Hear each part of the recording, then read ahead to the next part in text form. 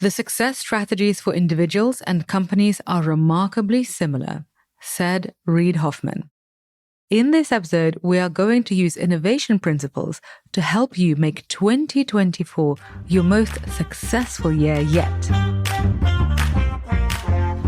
Welcome to the Tech for Non-Techies podcast. I'm your host, tech entrepreneur, executive coach, and Chicago Booth MBA, Sophia Matveeva.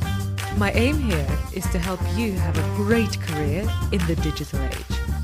In a time when even your coffee shop has an app, you simply have to speak tech.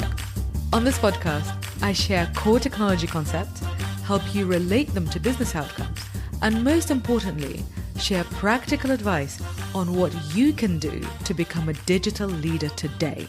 If you want to have a great career in the digital age, this podcast is for you. Hello, smart people. How are you today? In today's lesson, we're going to help you get on or stay on track to have a very successful year. And this is relevant whether you're an entrepreneur or an employee. Did you see the news that Steve Balmer, the employee CEO of Microsoft, has just surpassed Bill Gates in wealth? Seriously.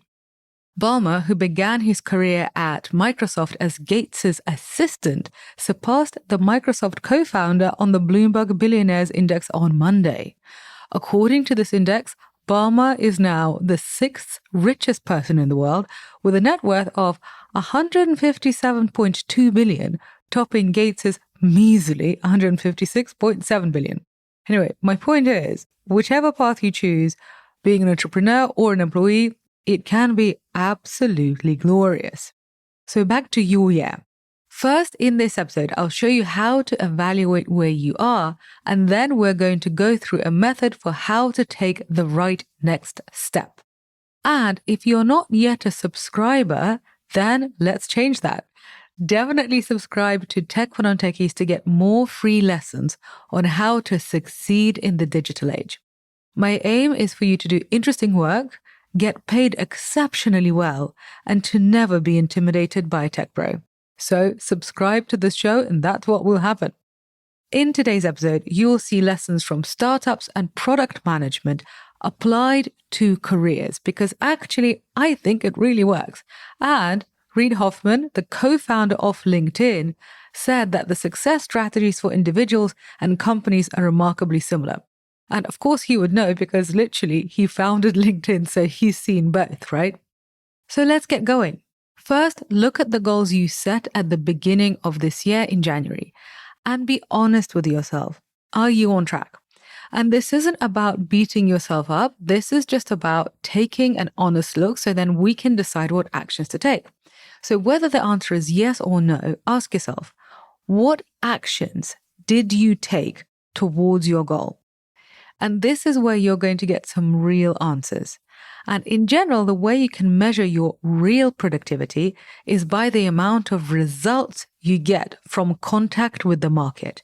And this will show whether you're taking real action or you're kind of just doing busy work and thinking that it's action.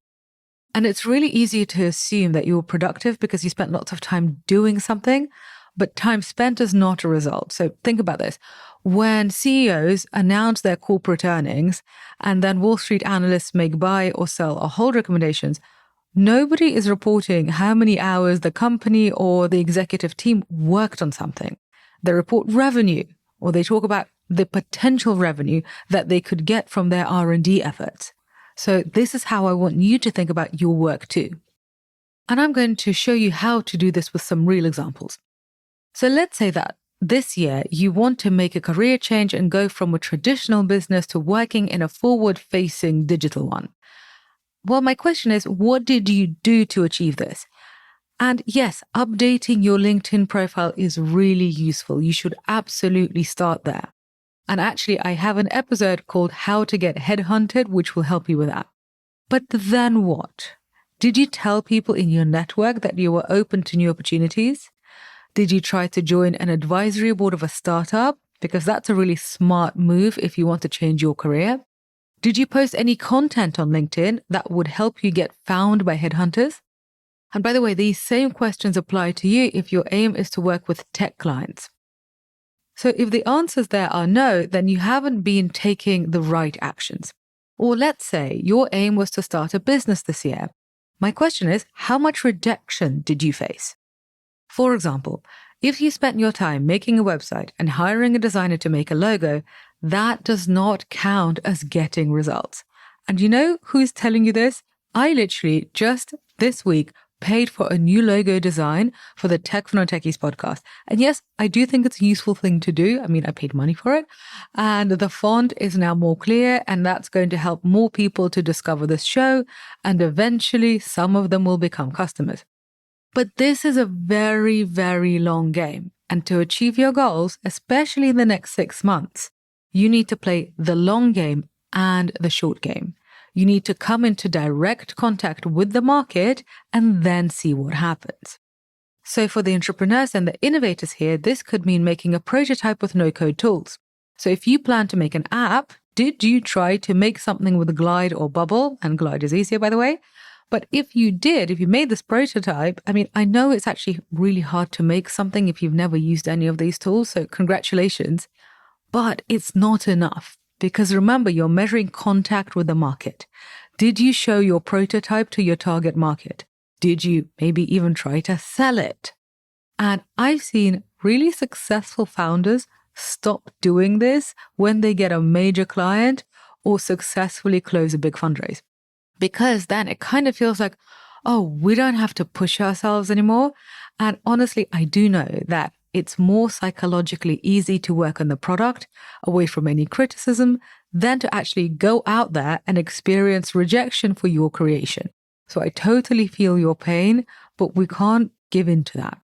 And if you're a founder or actually any senior professional, I know that you always have so much to do and that you can just legitimately hide in your to-do list. But my dear smart person, that is not what is going to get you big results. If you want big results, beware of drowning in busy work.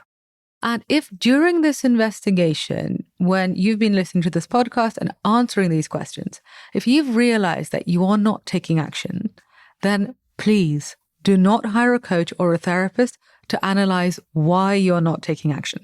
I mean, I'm an executive coach and I would not take your money for this.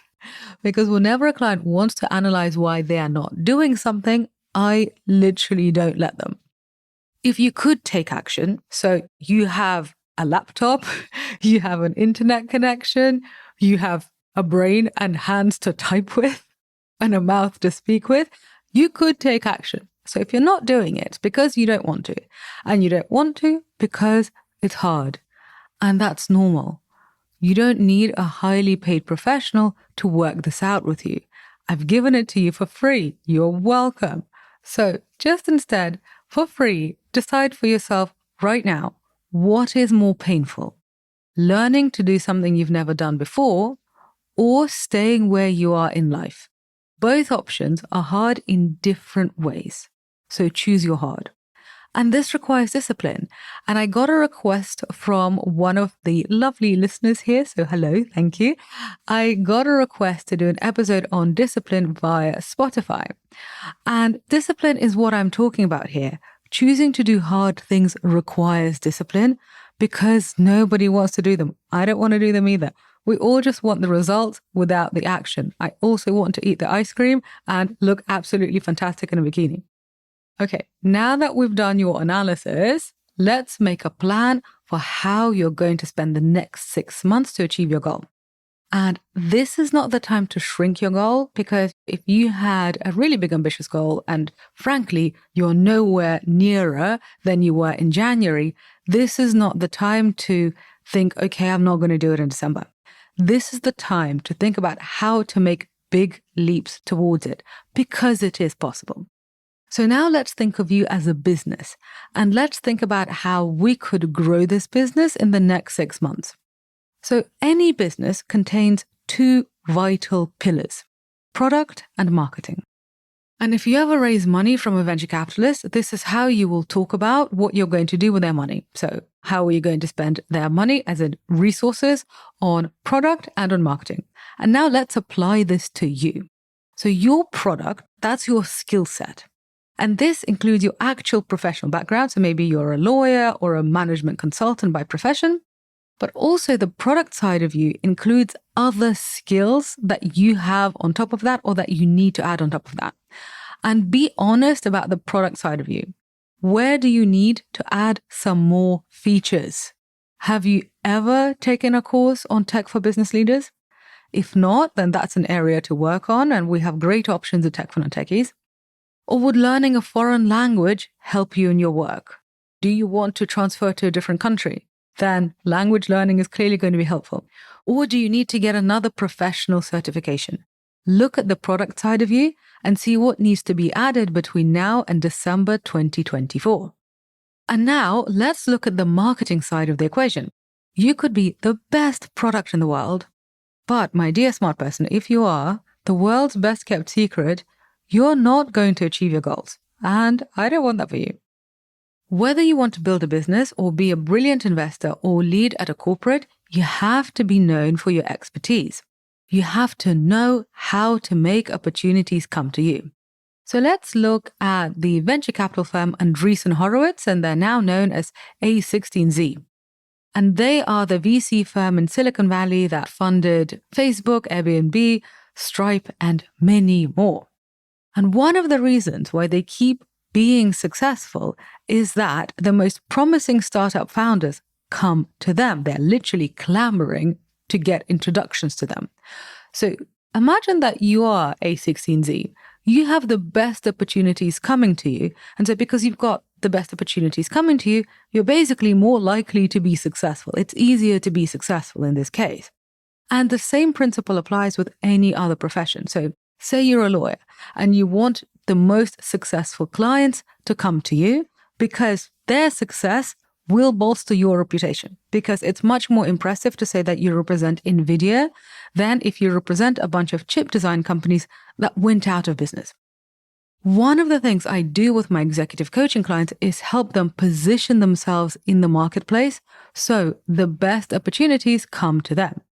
So my question to you is, what is your market positioning like now? Whether you created your market position consciously or not, you do actually have one. So do you like where your market positioning is taking you? And maybe you want to go back and listen to this episode again, because I asked you lots and lots of questions, first to analyze where you are, and then to take actions to make 2024 your best year yet professionally. So I recommend that you use the product and marketing system of thinking here to make an ambitious and realistic plan for the second half of this year. So first, look at yourself as a product. Do I need to add any features? And then look at your marketing. Does my target market know that I can help them? Are opportunities coming to me? And if you would like some help with this, then I invite you to explore my Digital Leadership Executive Coaching Program. Honestly, it is not for the faint-hearted. It is for people who want to achieve really impressive things and are willing to put in the work to do it. My clients have created businesses, raised millions of dollars, created revolutionary products, and transformed their careers and become sought-after thought leaders in their field. You have heard many of them on this show, and if this kind of success sounds appealing to you, then we could be a great match. Check out the Digital Leadership Program link in the show notes and then book a consultation call. 2024 can definitely be the year that you achieve something remarkable. We still have time, but we do have to get on with it.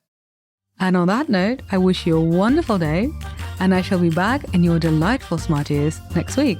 Ciao!